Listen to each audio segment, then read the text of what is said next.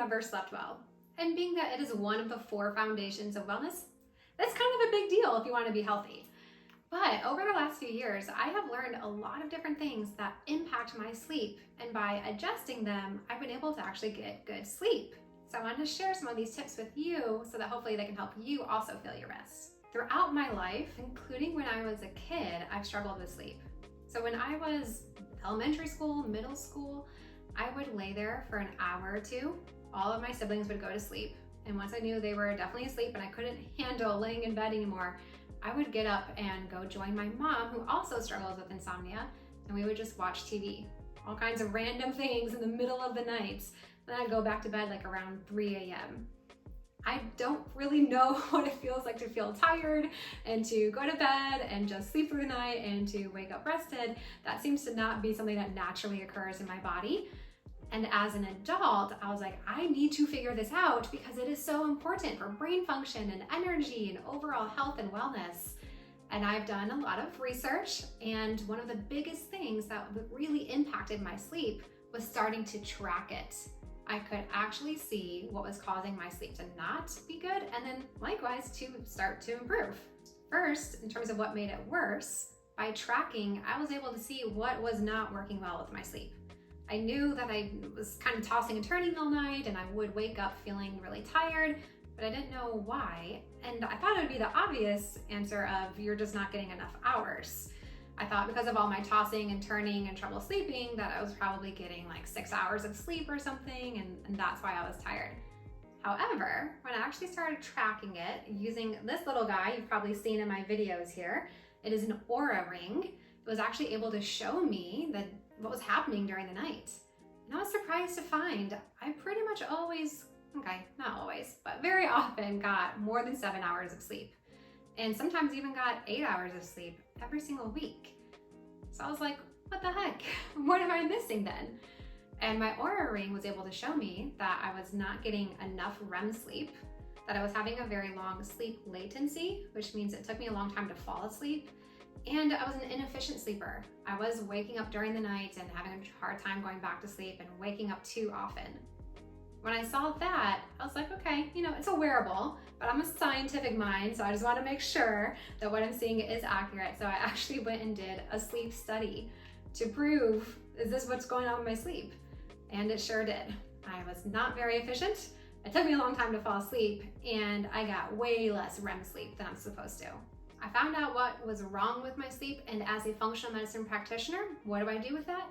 I get to the root cause, right? So what were the root causes of these issues with my sleep? Because I wasn't going to just say, okay, I've got poor sleep, I need a medication in order to treat it.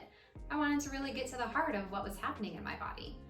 And one of the things I learned about increasing my REM sleep, which I've talked in my fatigue video about how REM is really important for mental fatigue and good brain function.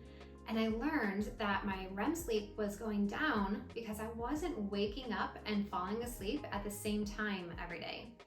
I had a lot of variance depending on what I was doing with work, and if it was a weekend, I would stay up late because I wanted to get a project done, so then I would sleep in the next morning, and then I'd try to get back on track the next day. So it was kind of erratic. And this erratic sleep time is not going to be conducive to getting enough REM sleep. So when I did that research and I started changing it and said, okay, I am going to wake up only within a 30, max 1 hour time range, but really try to keep it 30 minutes day to day, regardless of what I have going on with work and if it's a weekend or not, or if I'm even traveling, try to keep that very structured.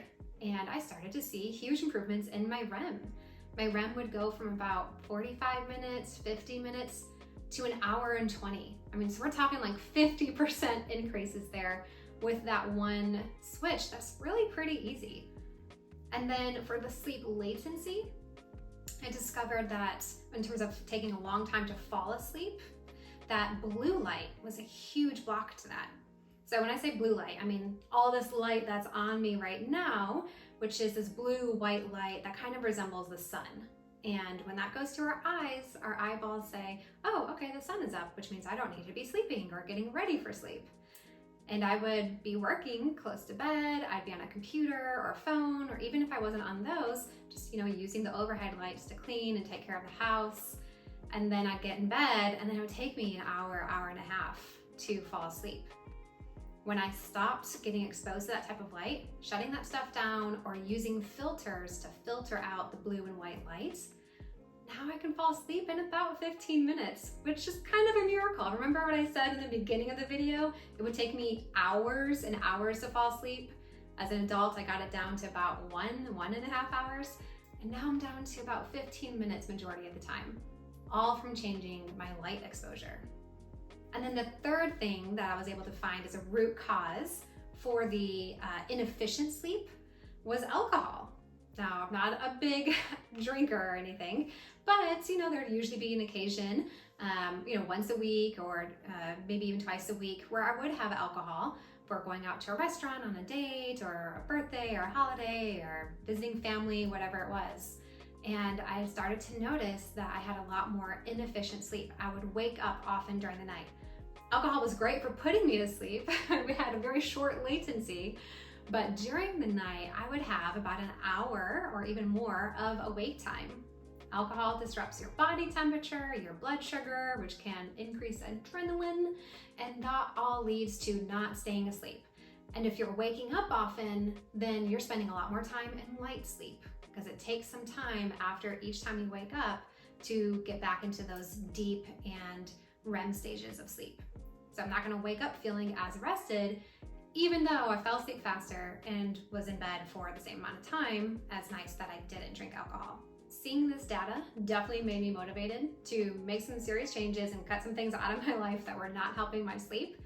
But I also learned from the data things that I wanted to do more often in order to improve my sleep. Some nights I was noticing I fall asleep quickly.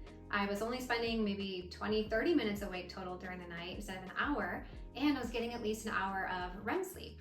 And I had to look over time to find the trends of what was it that I was doing that was consistently leading to this higher quality of sleep.